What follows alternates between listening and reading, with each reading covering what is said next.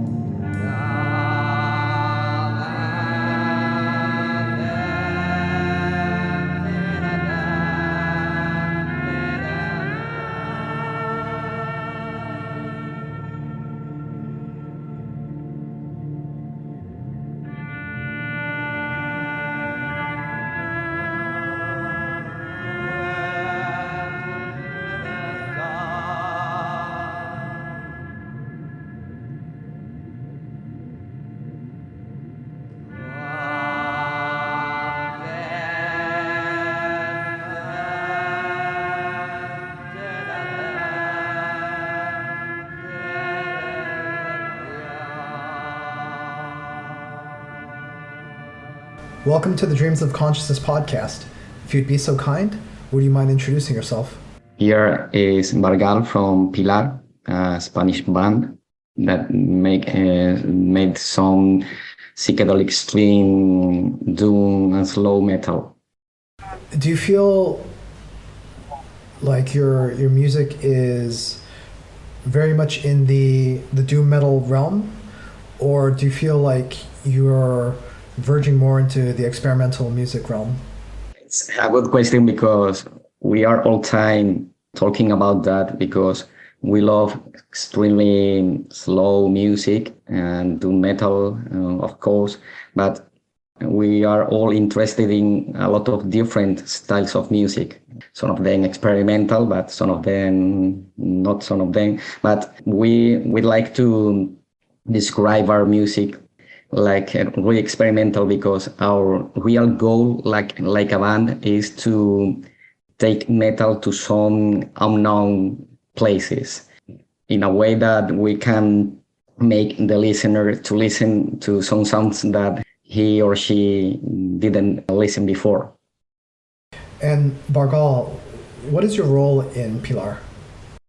I'm one of the main writers and I play mainly guitar, but we can change instruments. We are a really experimental band in that way.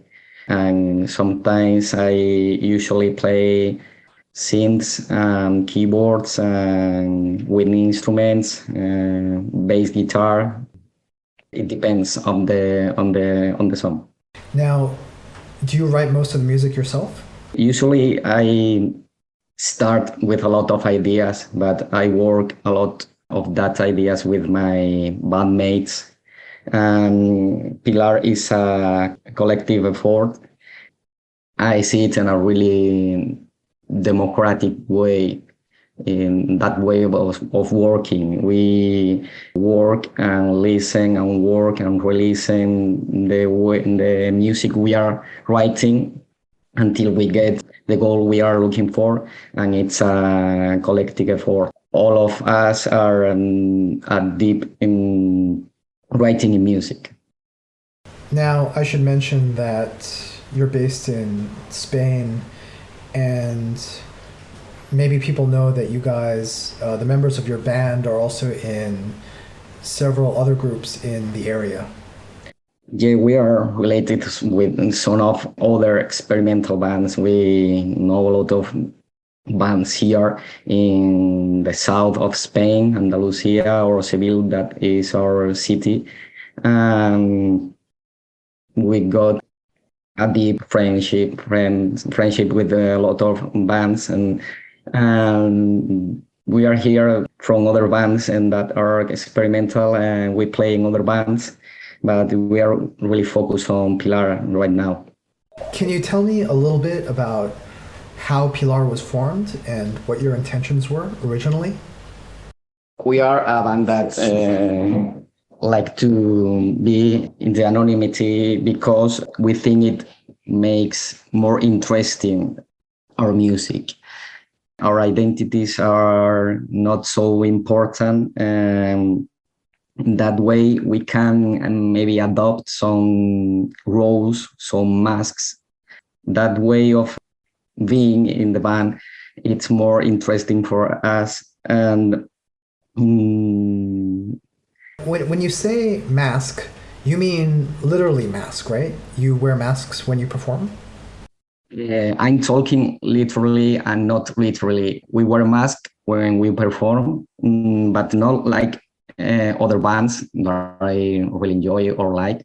I mean that we are trying to be really related the mask with the music in the way that we can adopt what we feel more comfortable in that moment. If you can change reality with your aspect, you can change what somebody is watching, and you can have a deeper way of experimenting music. But I said that not literally. I'm talking about masks because we are in the band all the time trying not to be, trying to follow the regular way of being in a band. I am the guitar player, you are the bass player, and you are the drummer, and we play some riffs and we make songs. And not the way we want to change that. Every one of us can adopt some different roles in different moments. So the music is really changing all the time, and that is what we are looking for. In regard to our music goals, as I said before, we are trying to explore metal mainly in the slower part, slower styles, and trying to reach some and explore territories in metal. Fast music is really sometimes needs to focus on technique because of this nature, but slow music it adapts to us really well because you can experiment with it a lot. You can put a lot of ingredients of different musics that we enjoy, and you can reach those unknown territories that I talked before. For the bandmates that you found to form Pilar, can you tell me how or why you chose the people that you chose to work with? We reached and we gathered together because we wanted to start a new project and really focus on experimental music. We listened to a lot of really extreme bands, and we wanted to add some extra flavor, a special flavor in doom music or slow music that we felt that it was taking, not going so forward like extreme music, maybe bands like in death metal like Portal, or in black metal like Blut Aus Nord or Death Spell Omega, that because they are the bands that we follow in like an inspiration, taking guitar to some places that are not common. So in slow music, I was looking people to add to a band to get a slow band that really was, and it was really original. That's why, because we got French horn, really mighty winds, metal winds, and we got violin or mandolin or synths. We got extra percussions, really strange and original singer. All of my bandmates are there because they are comfortable with our goal of reaching a really original metal sound. Now, do your other bandmates also come from a similar background or similar interest in the kind of metal that you mentioned? These more atmospheric or experimental black metal and doom metal bands? Yes, Or do they come from other music scenes? they are really, all of us are really into metal, but some of them are studied their instruments in an academic way, not like me. I'm a normal heavy metal fan, and that way is more interesting because we can change our music visions, our different music practice, our different way of seeing music, and we mix them together to get an original sound, like I said before. Can you tell me a little bit about how a song comes together for Pilar? It's really cool for me because working on Pilar, it's really different to other bands that I played before or that I'm playing, because it's not like writing some riffs, gathering all of them together to make a song. In Pilar, we got some songs just with drums and vocals, or just winds, or violin and guitar, or some synths and noises. And some of them are more abstract, and some of them are more focused on what we all understand like doom metal, and it depends on the song. The sound is really different. All our discography is really different, one albums from others, and there are some relation within them, of course, but we are always trying to do something new. So, if I understand correctly, with each album, the intention is to be different from the previous one? Yes. We don't like to repeat ourselves, and we think, and there are still some interesting ideas to check out there, and we are looking for them all the time, trying to do something new. It changes. It depends on the album, because we got some different goals on every album, and we got like a scheme that we follow, and that mark, that guide the way we write every song on that album.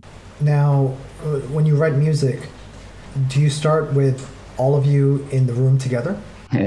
Yes and no, because sometimes we are rehearsing together and we improvise, and we got some interesting ideas because we record every rehearse that we do, and we later listen to them, looking for the best part to get them work later, to get to work again in that parts later. But sometimes some of us bring song ideas, and then we can play that idea all together in the rehearsal room. And when are you happy with a song? When do you know that a song is complete? It's a funny question for us, because we start working with a limit, with a date. We establish date when we are going to record the album, maybe 8 months, 1 year, 6 months, and we start working with that date on mind. And some of the songs are finished just when we play it, when we record the album. That's the final form of the song, that they are going to change again if we play them live. But some of our songs are really long, with a lot of improvisation on them, and they got maybe a raw scheme that we follow, but we sometimes don't know how long are going to be in that song, or how many parts, or how many improvisation is going to be. It's really different each time. And would you say that improvisation is a big part of your sound? Yes, we write a lot of the parts and we talk about them a lot, but every time we play them, they change all the time. So that means that the drummer has got his drum parts on mind, but he play them different every time. Maybe some riffs are fixed, but I can change them if the rest of us are going to a different place. Some ideas that we got, it's like first part or A or B, C, D, and we know where we are going, but we don't know how long are going to take, or the final shape of that part. Are you ever surprised by a song at the end? Yes, we are lucky because we are really happy with the finished result of all our albums. And some of the songs, the best time that we played it was on the album. So it's a risk, but we'd like to take that risk. Now, for parts that are improvised on the album, is it difficult, or what is your approach to playing the music live? Do you let the songs evolve on stage, or do you try to make it as similar to the album version as possible? Some of them are really similar to the album because we played it that way, but some gigs that we played are like we are going to make an intro, an improvisation, and when we finish, that we really don't know when it's going to be. We start with the first track or the first composition, and when we finish it, we try to link to the second one, maybe with improvisation again, and we got maybe 3 or 4 songs because we tried to play all the gigs like a long suite with no pauses, and there is a lot of like we conceive Pilar like an ensemble or a little orchestra, and we are looking for like a ritual not to stop music after every song. So can everybody clap their hands as know we are looking for playing the whole gig like a whole composition that is changing every night or every time we play.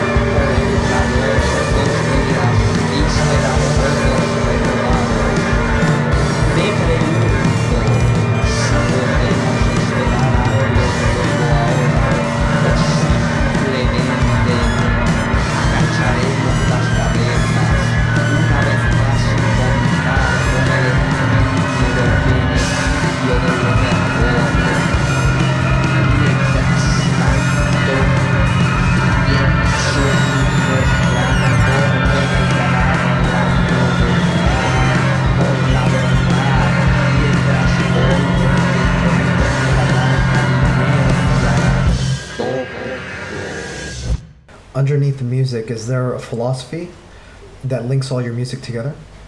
I noticed that a lot of your songs have an interest in like ancient religions and philosophy.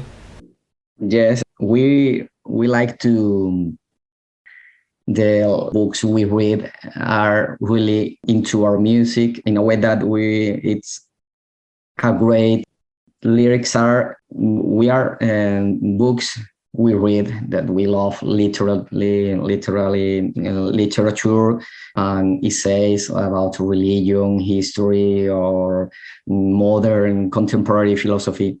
Those readings influence a lot what we finally play in the band. If we are reading about religion, ancient religions, and the way we play is different because we try to follow that what is in our mind, in our minds, that in like a strange band playing that outside time.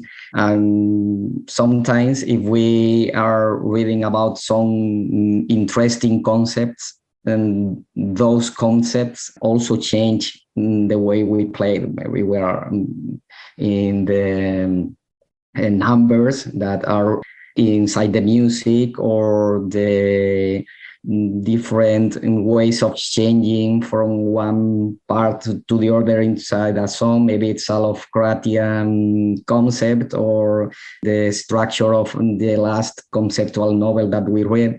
It is literature and readings are really important things for us in Pylar. Now, what about magic? Would you say that Pylar is an expression of magic, or that magic influences the way that you play music? Yes, we see magic like maybe really influenced by Alan Moore's vision of it, that you can change reality creating or making art, music or literature or sculpture. And every time we write a song or play it live, our goal is to change the conception of the listener. That way that you can travel to other place, not listening music just for hanging out. I love to listen to music that way, but in Pylar we are looking with a more ambitious goals. That way magic is like it works for us because we're trying to change reality using our musics, our lyrics, our art. You got in the original albums, and that's the way we see it.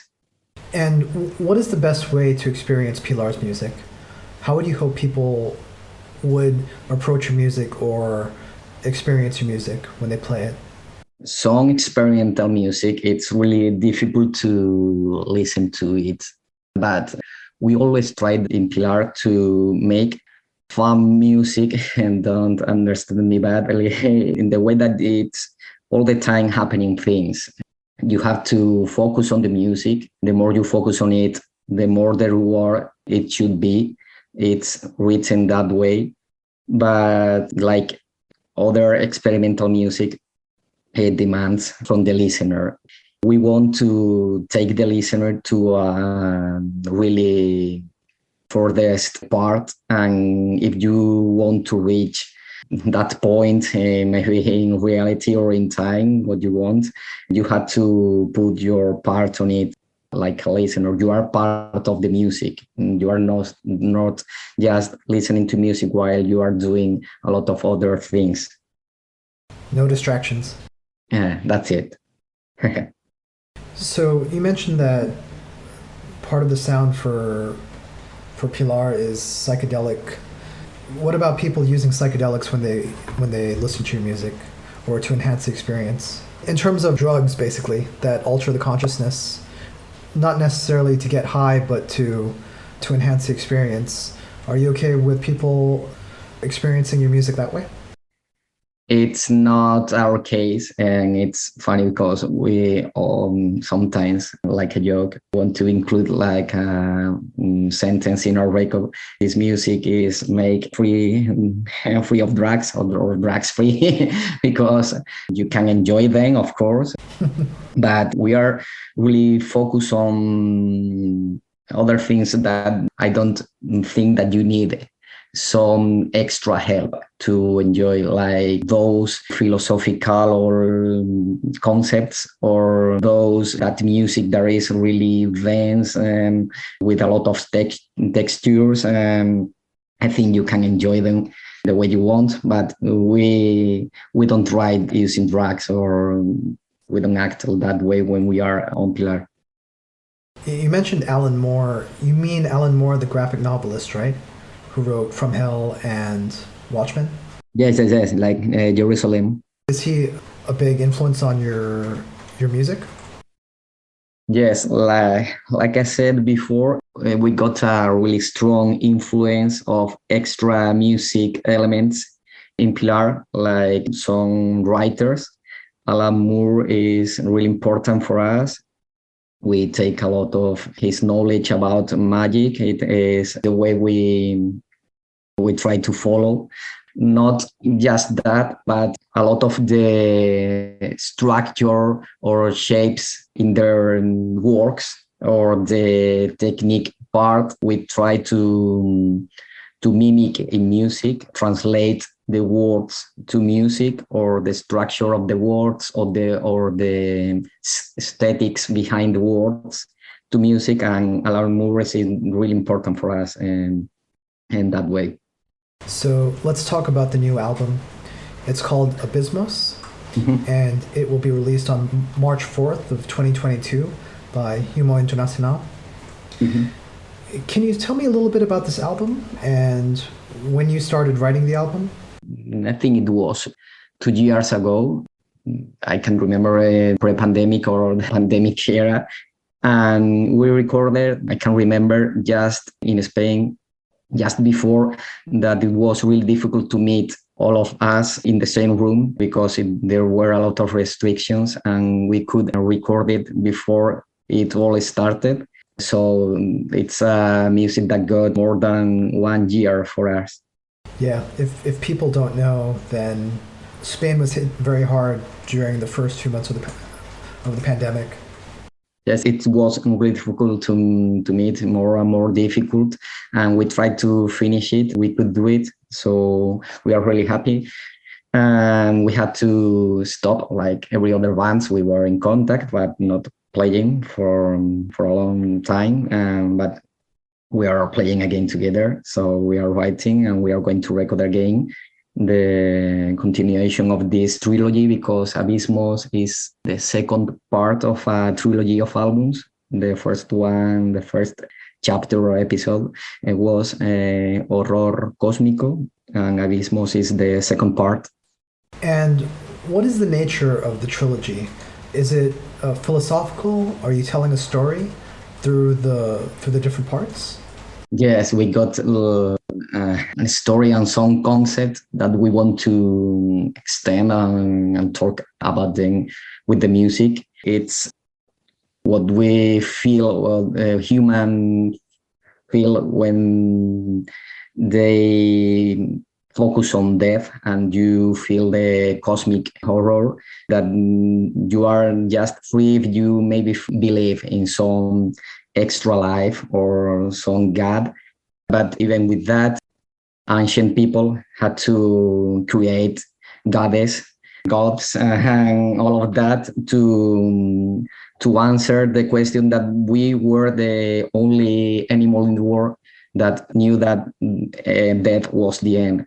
So that those feelings are in the first album, and this second album, Abysmos, talk about what happens to those minds that fell in the abysm when you feel that there is no exit in the universe, like a whole big force that didn't understand us, in a Lovecraftian way of seeing it. And those and the extreme feelings that you got inside of your mind if you think about that deeply. You mentioned H.P. Lovecraft. Were there any other books that influenced the direction or the form of this trilogy? We were reading and we are still reading a lot of writers and philosophers that are related to a new, maybe 15 years or 10 years, a new movement in philosophy that is called speculative realism. It's interesting because those philosophers are different, really different between them, but they are related because of their love of Lovecraft, because in the philosophy that you can reach from Lovecraft's stories is a concept that is related with their philosophical concepts. And we are reading philosophers like Quentin Meyasuk or Reza Negarestani that got really, really demanding books, and they are really fun for us with a lot of new concepts that take your mind to the limits of knowledge, and those concepts are also in our albums. And talking about that, I think we are the first band in the world that we know that sing some lines of the Cyclonopedia. One of it's like the modern Necronomicon. It's a book that it's the craziest thing that I read in a lot of time. And we were so obsessed with that book and with the concepts and with the shape of the book, the way the writer speak, and that it's on the album and it influenced a lot the music. In this album, we try to shock the listener in different ways with the lyrics and the music. Let's see if we can get it. Can you tell me a little bit more about Cyclonopedia and what it was about the book that you felt matched Pylar's music?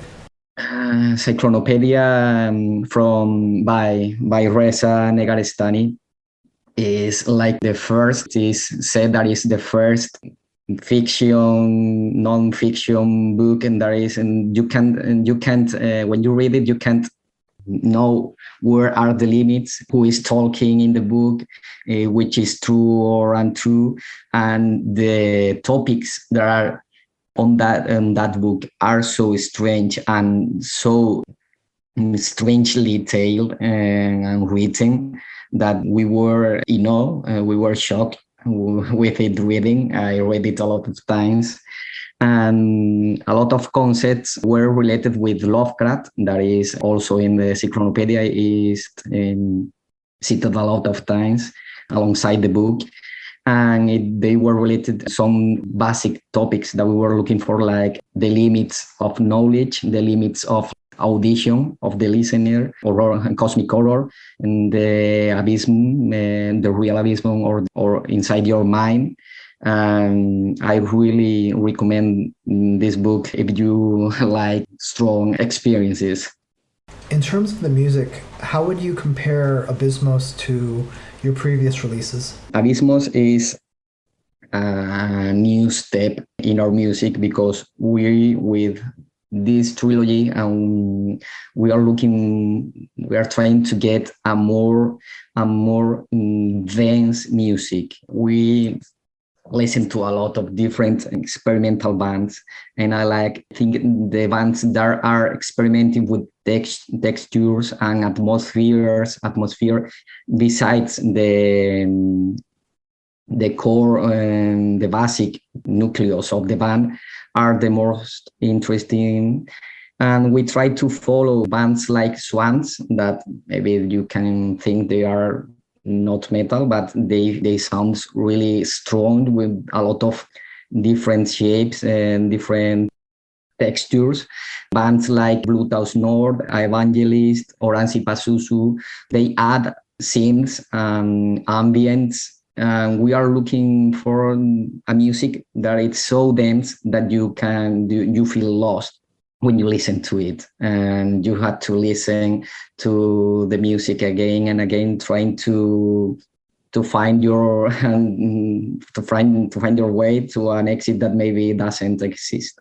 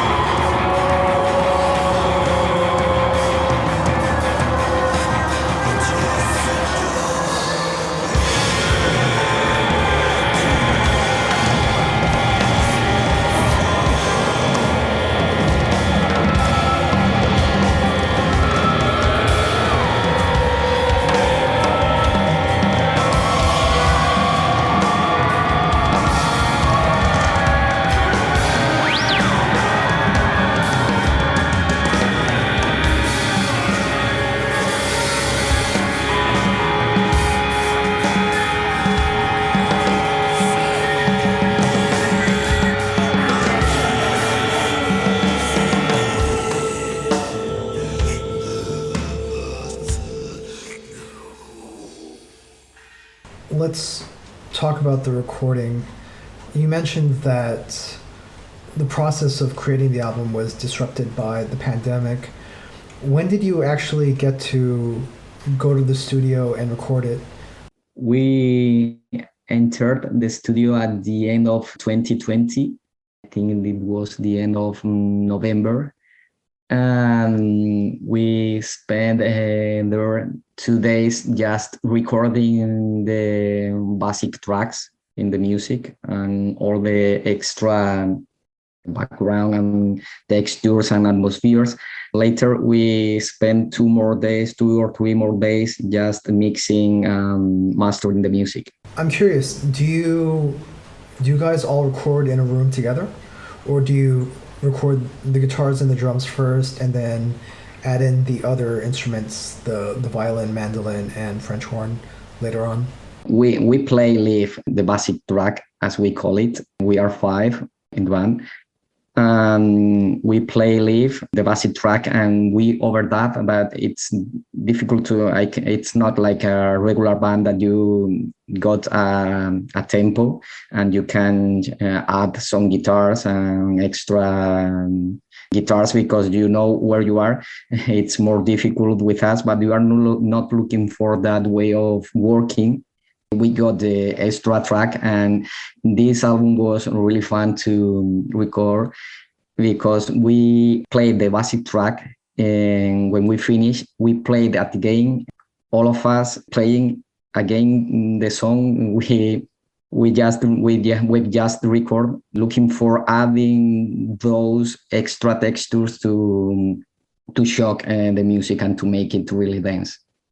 So you played on top of your first recording. Yes, but just to. Yes. Go on. We play on it, but not looking for repeating song riffs. And I played the riff again to get more extra sound on the guitar. No, it's not the way we work. Maybe the guitars are different in the second overdub. Maybe they just making noises or textures, looking for some spaces in music that can be filled with those extra layers of music. The violin maybe is recorded again, but with the acoustic violin and not the electric violin that is full of effects. The French horn repeats some sentences, but answering to the previous extra horn. The drums just feel some different, maybe with percussive, electronic percussion. So it's that way that we were talking before, that we really don't know the final shape of the song until we finish it and listen to it on the studio. Did you get to do a second take for the songs, or did you do everything in one take? The technician on the studio that we work with it, that we call it like the sixth member of Pylar, we are really comfortable with it. He speaks that we are a band that can make a record in maybe 1 hour. Like we play it, and it's a music that we have played a lot and we have rehearsed it a lot. I especially don't like to record a second take because it's really difficult to me to choose between them. I prefer the special strength that you got on the first take. You put all on it and you know it's going to be the final take. It's a risk, but it works for us. That's the way we are working. We are going to continue working that way. Can you tell me a little bit about the studio where you recorded this? We recorded La Mina Studios. It's really a small village, a small town next to Seville. And it's a big house with a big room. And when we can play, all of us looking at each other because we need to see what other is the way we are playing, not listening. We need to see us to get the parts well played. And this studio works perfectly for us because it's a big room, and we use that extra reverb that the room has got to mix and add some extra layers to the music. And you mentioned that the engineer who helped you record this is like a sixth member of the band. Can you tell me a little bit about him? Yeah, we started working with him since the first Pylar album. And at the beginning, he was a bit shocked the way we work and the way we record and the way we play in the studio. but with some time and different albums, we were working together better and better. And he knows really well where we are, what we want to do right now. And it's an extra help because of his knowledge. He's a man with a lot of experience in recording different musics here in the south of Spain. We are really comfortable with it, with him, and we would like to keep working with it in the future. We call him like a alchemic master. But yes, he's a lot of people here knows who is he. But we like to have some mystery in this because it's more fun for us. Alchemic master in Spanish, that's maestro alchemico?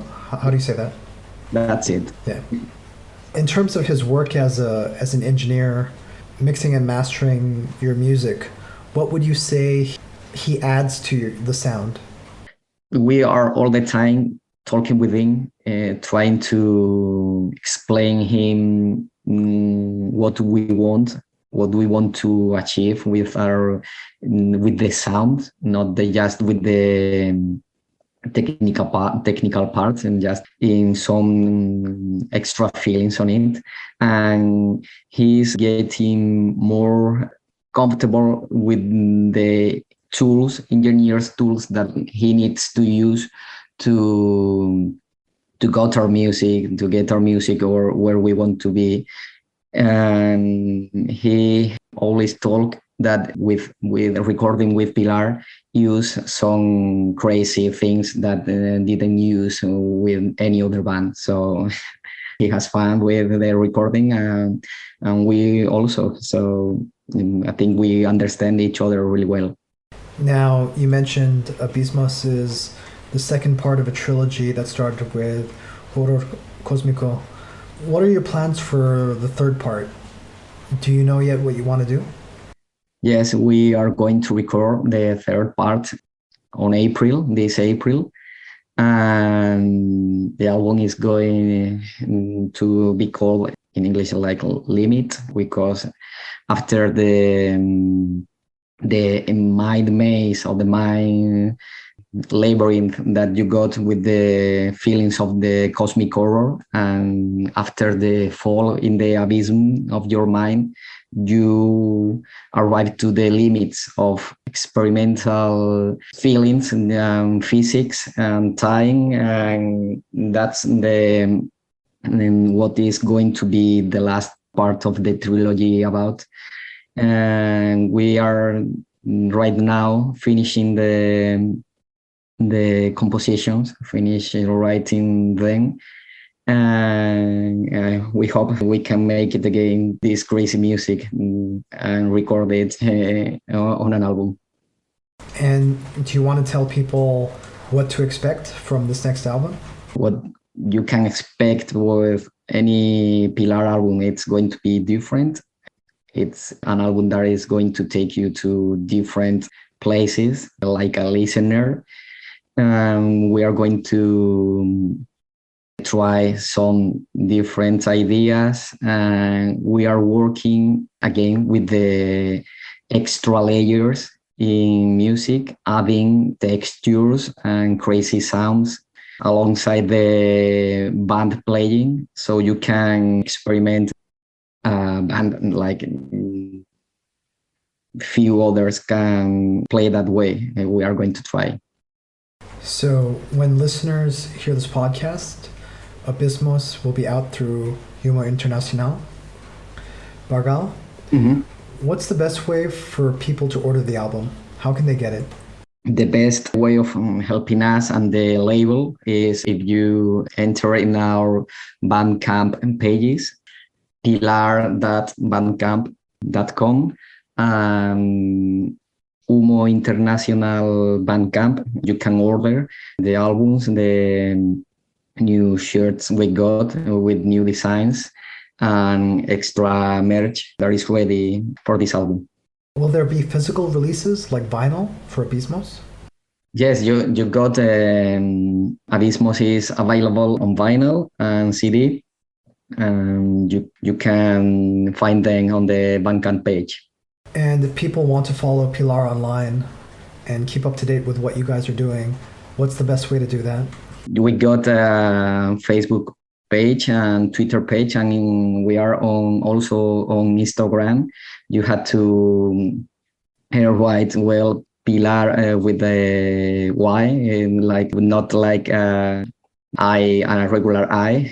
Pilar the band. If you write that on Facebook or Twitter or Instagram, I think you can find us on the web.